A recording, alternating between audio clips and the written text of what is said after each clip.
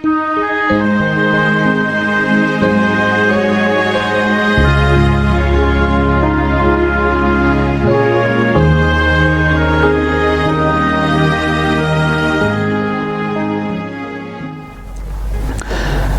les invito a que abran sus Biblias conmigo en el Evangelio según Juan, capítulo 15, versículo 27.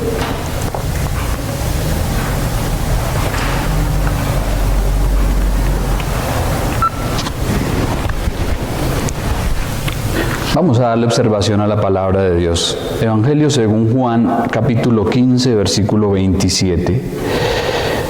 Y vosotros daréis también testimonio también, porque habéis estado conmigo desde el principio.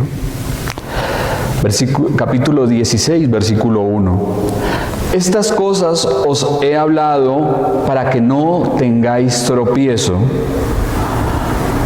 Os expulsarán de las sinagogas, y aún viene la hora cuando cualquiera que os mate pensará que rinde servicio a Dios. Y harán esto porque no conocen al Padre ni a mí. Amén. Estamos finalizando este capítulo 16. Nuestro Señor ha hablado a sus discípulos en varias oportunidades, les ha alentado, ha prometido su Espíritu y ha dicho que Él dará testimonio suyo. Ahora aquí, en el versículo que acabamos de observar, el último, el 27, el Señor dice, y vosotros daréis también testimonio también, porque habéis estado conmigo desde el principio. El Espíritu Santo testificaría la verdad de Jesucristo tanto en los creyentes como por medio de ellos. Lo haría en y por los discípulos. Enseñaría de una manera clara todo lo que Jesús es, dijo e hizo. Primeramente a los 11 y luego a través de ellos al mundo. En este pasaje nuestro Señor sigue alentando a sus discípulos como en el anterior, ya que testificarían de Él de un modo que ninguno de sus enemigos podría contradecirles. Y vemos claramente que esto ocurre en el libro de Hechos de los Apóstoles, cuando se nos dice allí que los apóstoles del Señor testificaban de Él con gran poder acerca de su resurrección. Era tal el denuedo y el poder con que estos hombres hablaban de Jesucristo, que aún sus enemigos quedaban callados, quedaban sin palabras, y en muchas ocasiones quedaron perplejos, quedaron persuadidos del mensaje. Ellos habían estado con Cristo desde el mismo momento en que nuestro Señor inició su ministerio terrenal, su ministerio público. Así que estaban especialmente calificados para contar lo que de Él vieron y oyeron y aprendieron.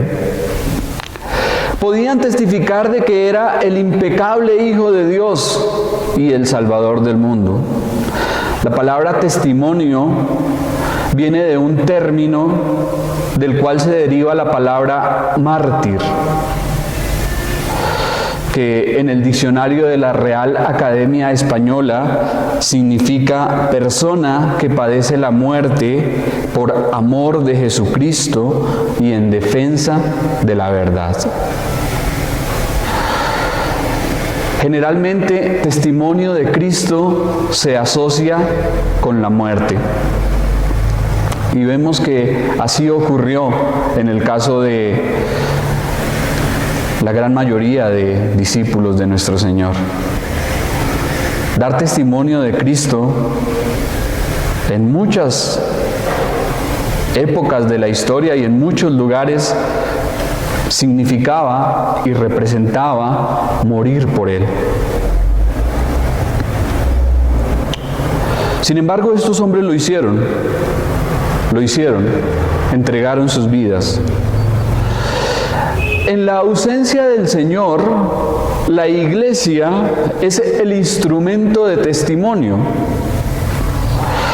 porque los cristianos deben hablar de Cristo en todo momento y en todo lugar, a cada instante de sus vidas. La afirmación de Jesús en este texto enseñaba a los 11 que debían esperar encontrar en sus vidas muchas veces el martirio, muchas veces la misma muerte. Nuestro Señor los envió, como vemos en otros pasajes, como ovejas en medio de lobos. Sería un pequeño rebaño en contra de una gran multitud. Sin embargo, no debían inmutarse ante esto. Más bien deberían considerarse privilegiados de padecer por la causa del Señor. Debían seguir dando testimonio cristiano. Entonces, ¿qué podemos aplicar para nosotros de esto? Que al igual que ellos, hoy en día debemos testificar del Señor. Debemos hacer lo mismo, y mientras el mundo siga en pie, debemos hablar del Señor sin avergonzarnos, defender su causa, proclamar su mensaje, anunciar el Evangelio. Aprovechemos toda oportunidad que se nos presente para confesar a nuestro Señor y Salvador, donde quiera que vivamos, ya sea en el campo o en la ciudad, en público o en privado, en nuestros hogares o fuera de ellos. La condición para que los creyentes testifiquen es triple. Primero, deben haberle recibido por la fe. Segundo, deben vivir en comunión íntima con Él. Y tercero, deben ser guiados por su Espíritu.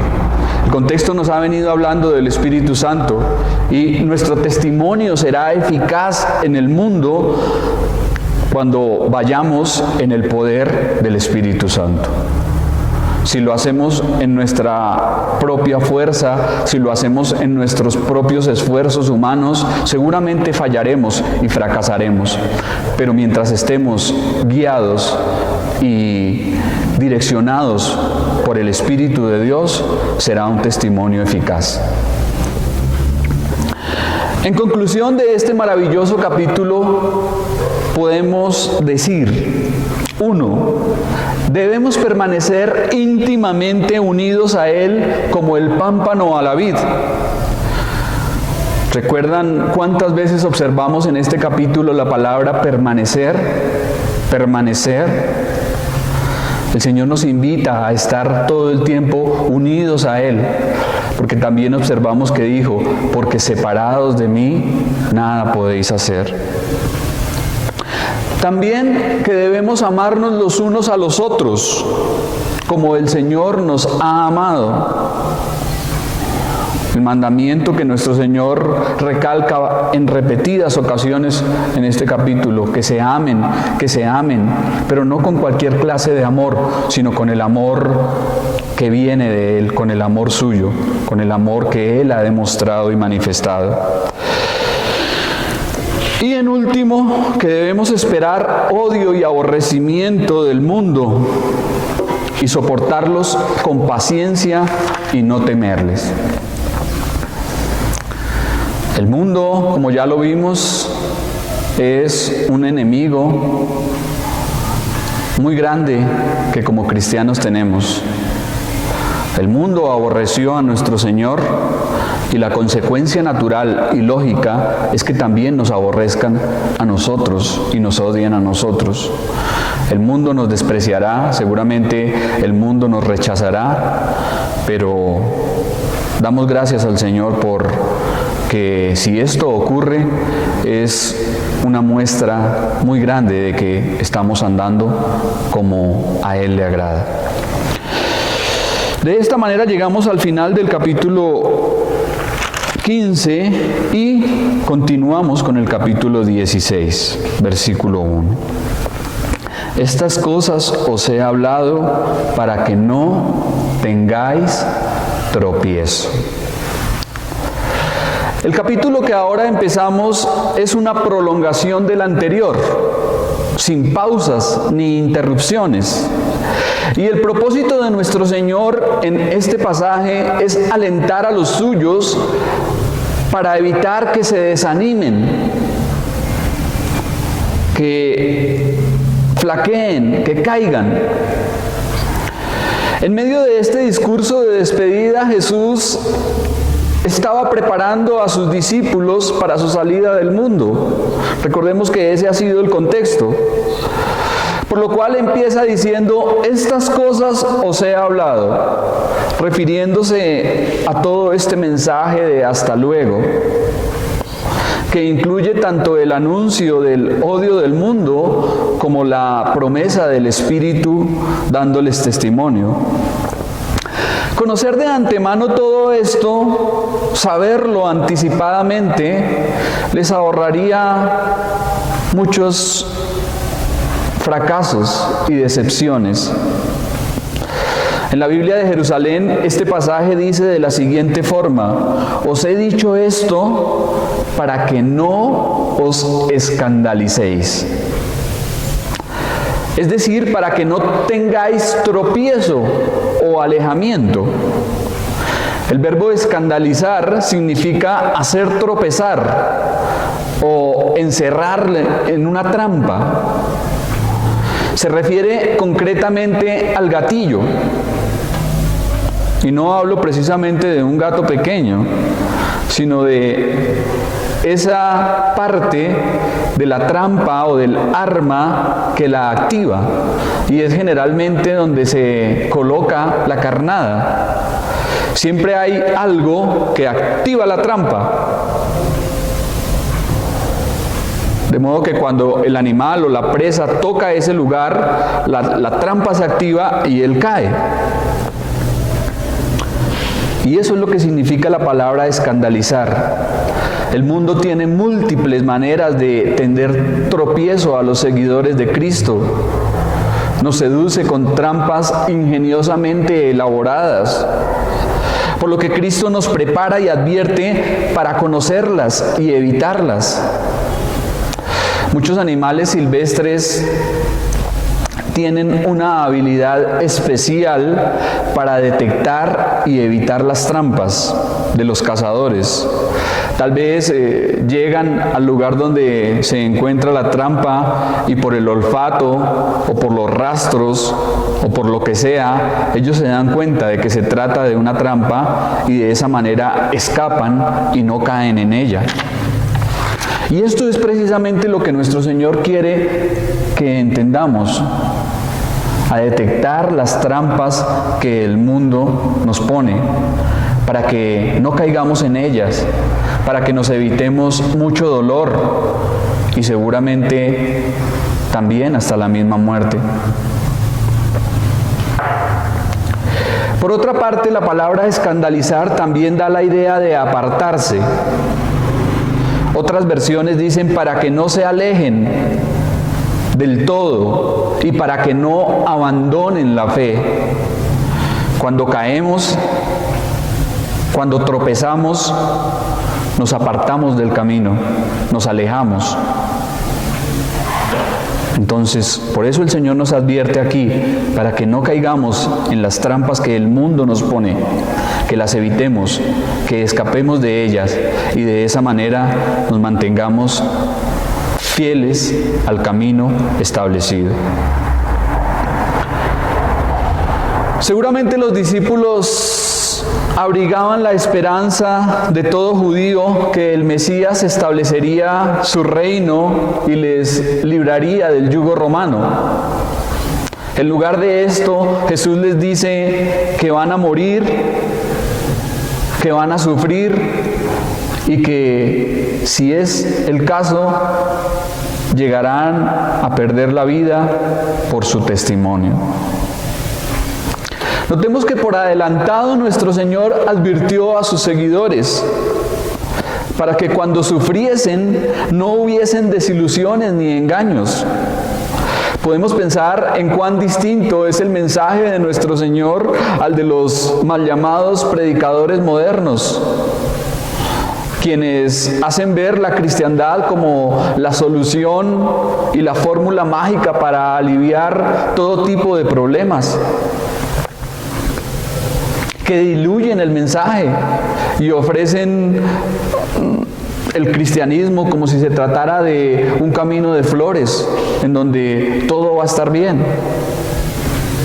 Pero no es esto lo que nuestro Señor Jesucristo hace.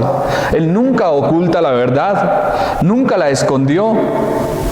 Por eso le está diciendo aquí a los suyos: van a sufrir, van a ser aborrecidos, van a padecer y van a morir por mi testimonio. El Señor les reveló todo a fin de que ellos no tropezaran en su andar espiritual.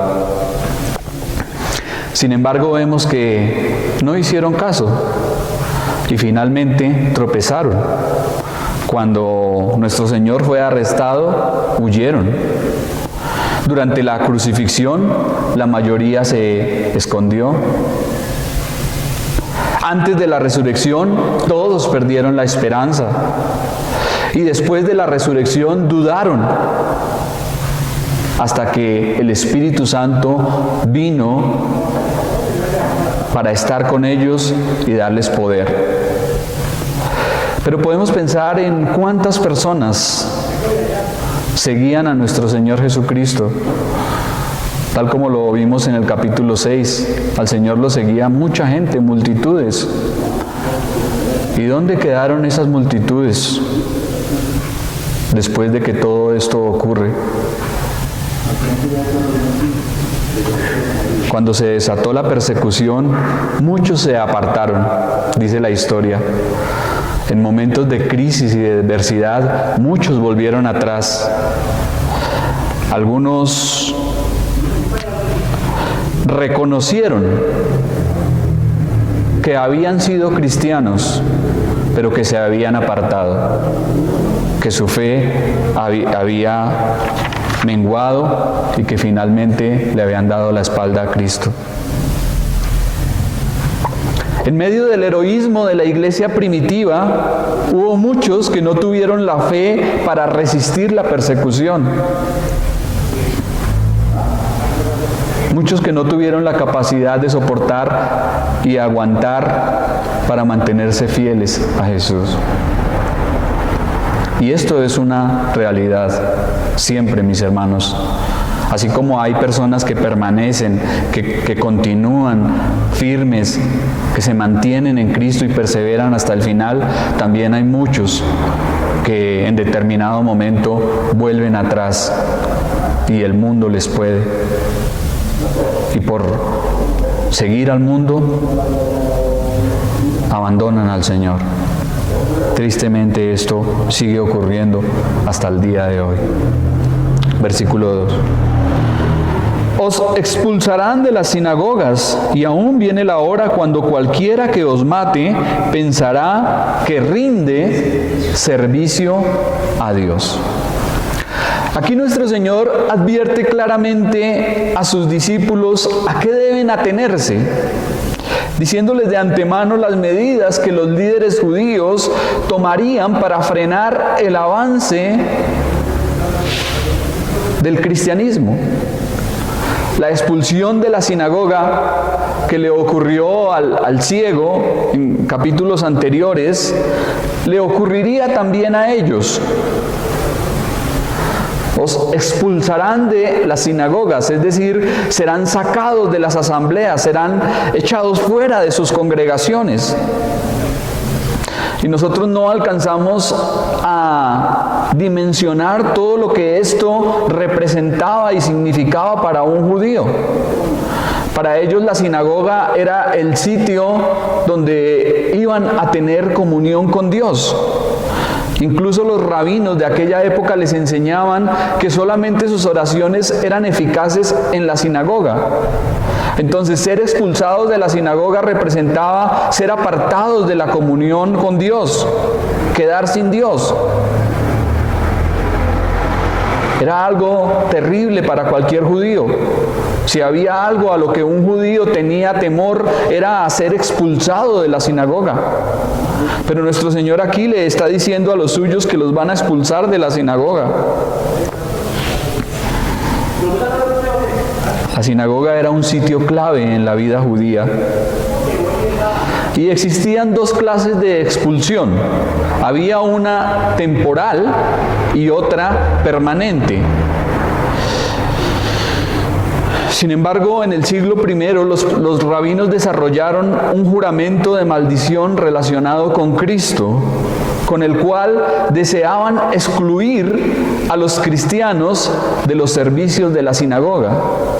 Y lo hicieron, logrando así producir división entre los seguidores del Señor y los judíos de las sinagogas locales. Finalmente, todos los cristianos fueron expulsados de las sinagogas. Pero notemos que nuestro Señor no le dice aquí a los discípulos que debían abandonar la sinagoga, sino que debían testificar en ellas y que por causa de su testimonio serían expulsados. Debían esperar las consecuencias de predicar el Evangelio en ese lugar.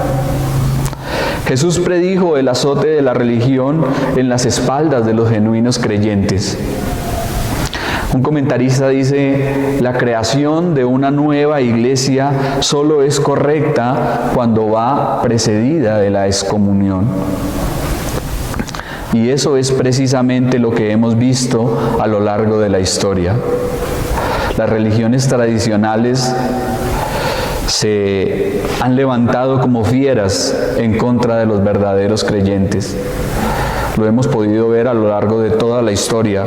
Lo hicieron con los apóstoles, lo hicieron con los mártires, lo hicieron con los reformadores y con todos aquellos que han dicho la verdad. Pero no se trataría solamente de la excomunión, sino que había algo aún más severo, por lo cual dice: y aún.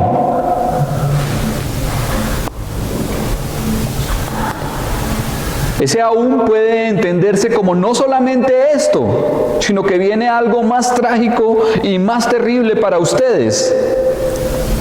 Los enemigos llegarían hasta los extremos más inconcebibles de odio y persecución.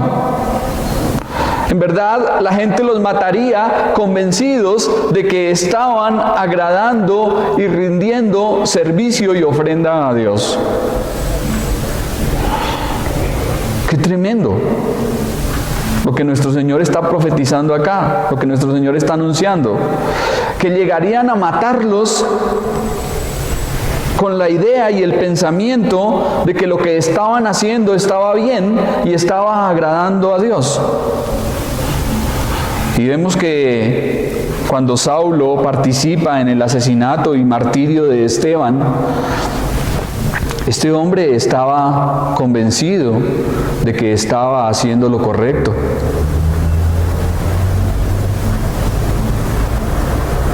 Es increíble hasta dónde puede llegar alguien a ser religioso, celoso, extremo, fervoroso y con todo esto estar completamente errado.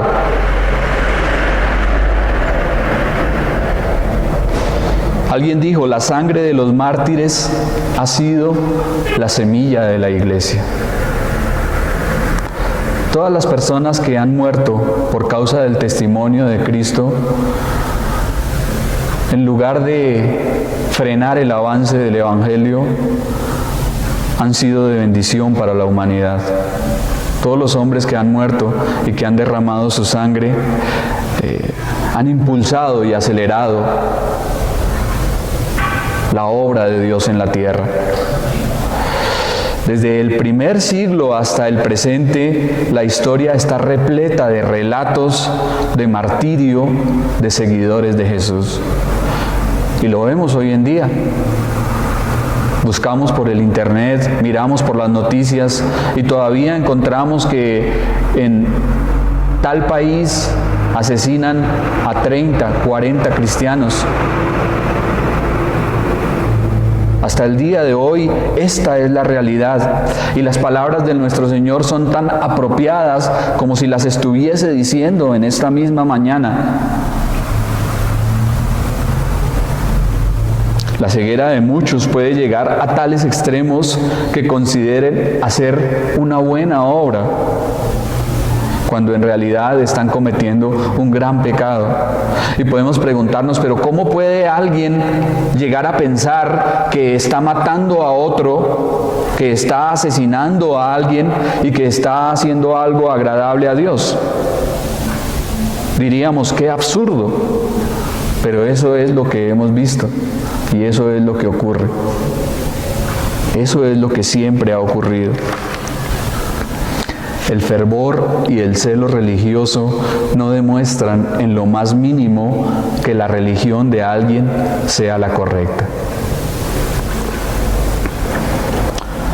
Cuando a un hombre llamado William Tyndale le perseguían sus enemigos e iban por su vida porque quería darle la Biblia en inglés a su pueblo, este hombre dijo tranquilamente: jamás esperé otra cosa. Jesús ofrece la gloria, pero también la cruz. Cualquier hombre que le sirva a Dios sabe que es así y que las palabras del Señor son completamente veraces y ciertas hasta el día de hoy, como ya lo dije. Que todo aquel que desee vivir piadosamente padecerá persecución. A primera vista parece extraño que el príncipe de paz, es decir, el Señor, ofrezca sufrimiento y muerte a los suyos. Lejos de recibirles a ellos o a su mensaje, lo que debían esperar era odio, maltrato y la misma muerte. Y es que Jesús no ofrece un camino fácil. Jesús no ofrece que todo se nos va a aliviar de manera mágica y que las cosas en esta vida van a ser color de rosa, como muchos están predicando. Lo que Jesús nos ofrece es que en el mundo tendremos aflicción, que vamos a sufrir persecución, que vamos a ser maltratados por su causa. ¿Quiénes son los valientes que están dispuestos a aceptarlo? Después de escucharlo en este momento, ¿quiénes son aquellos que están dispuestos a salir y dar testimonio cristiano, aun cuando reciban maltrato, aun cuando reciban oposición? Todo el mundo conoce la proclama de un hombre llamado Garibaldi en el asedio de Roma en el año 1849. Y este hombre pedía a soldados diciendo: no os ofrezco cuartel ni provisiones, os ofrezco hambre, sed, marchas agotadoras, batallas y muerte. El que ame a su país de corazón y no de labios, que me siga.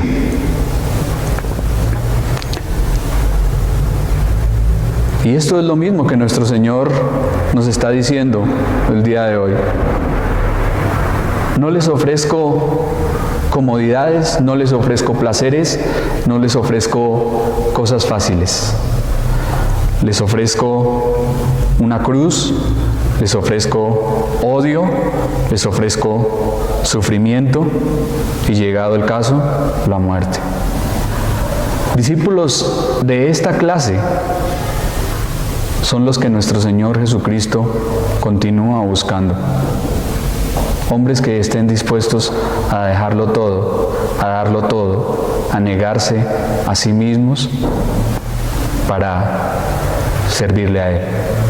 Versículo 3. Y harán esto porque no conocen al Padre ni a mí.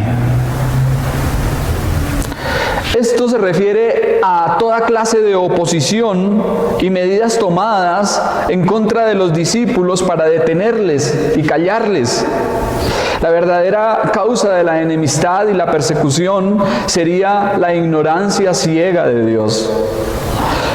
Estos hombres lo hacían porque realmente no le conocían. No le conocían a Él, ni conocían al Padre que le envió. Tuvieron la oportunidad y no la aprovecharon. Y con ello tampoco reconocieron ni recibieron al Padre. Al despreciar al Hijo, despreciaron al Padre que le envió. Y de ahí toda su maldad. Es interesante cómo estos versículos nos muestran que pueden existir personas religiosas en extremo, con gran fervor y celo, que incluso piensan estar rindiendo servicio a Dios cuando en realidad le desconocen completamente. El fanatismo, el error, el mal, en muchas ocasiones se presenta en el nombre de Dios. Y hemos podido ver cuántos desvaríos, cuántas atrocidades, cuántos crímenes han cometido los hombres en el nombre de Dios. Por eso es tan indispensable el discernimiento espiritual, para saber cuándo algo o alguien es de Dios y cuándo no. Si recordamos cuando el apóstol Pablo iba allí con su servidor y dice la palabra en el libro de Hechos de los Apóstoles que le salió al encuentro una mujer y daba voces diciendo: ustedes son siervos del Dios Altísimo que anuncian el camino de la salvación. El apóstol no le dijo: amén, hermana, gracias. Esas no fueron sus palabras. El apóstol se volvió hacia ella y reprendió a ese espíritu inmundo que estaba hablando por medio de aquella mujer.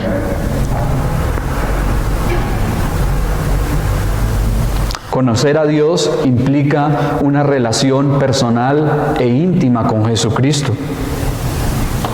Si queremos conocer a Dios, necesitamos urgentemente conocer a Jesús, al Señor.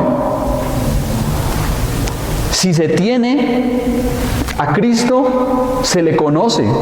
Y si no se le tiene, no se le conoce. El Hijo vino a darnos a conocer al Padre, y si no se le recibe, es imposible llegar a conocerle. Y quiero terminar con un pasaje que se encuentra en Hechos de los Apóstoles, en donde Pablo relata su testimonio y dice de la siguiente forma: yo ciertamente había creído mi deber hacer muchas cosas contra el nombre de Jesús de Nazaret, lo cual también hice en Jerusalén. Yo encerré en las cárceles a muchos de los santos, habiendo recibido poderes de los principales sacerdotes. Y cuando los mataron, yo di mi voto. Y muchas veces castigándolos en todas las sinagogas, los forcé a blasfemar. Y enfurecido sobremanera contra ellos, los perseguí hasta en las ciudades extranjeras. Este es el testimonio de un hombre llamado Saulo, que fue un cruel perseguidor de la iglesia primitiva de Cristo. Y nos dice acá que hacía muchas cosas pensando que estaba haciendo bien. Perseguía a los creyentes, a los nazarenos o los del camino. Los llevaba a las cárceles.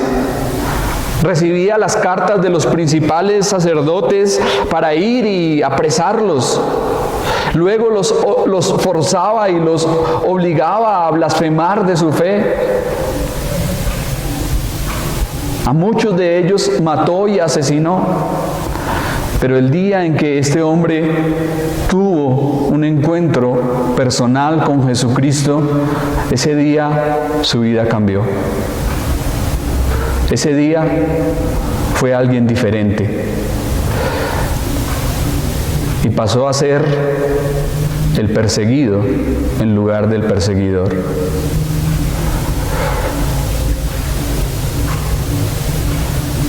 Conocer a Cristo es lo que puede cambiarnos. Conocer al Señor es lo que necesitamos. Un encuentro con Él. Un encuentro personal. Una relación íntima. Es lo que nos puede permitir llegar a conocer a Dios. Mientras no confiemos en el Señor, mientras nuestras vidas estén sin Él, mientras le rechacemos, nunca habrá un conocimiento verdadero de Dios. Y se podrá llegar a ser religioso, se podrá ser sincero, en muchos casos, fervoroso, legalista, extremo, y todo lo que quiera. Pero sin Cristo no hay un conocimiento real de Dios. Permitámosle a Dios que esta palabra llegue a nuestras vidas y que de una manera personal cada uno de nosotros tengamos un encuentro con Cristo que nos transforme para su gloria y para su honra. Amén.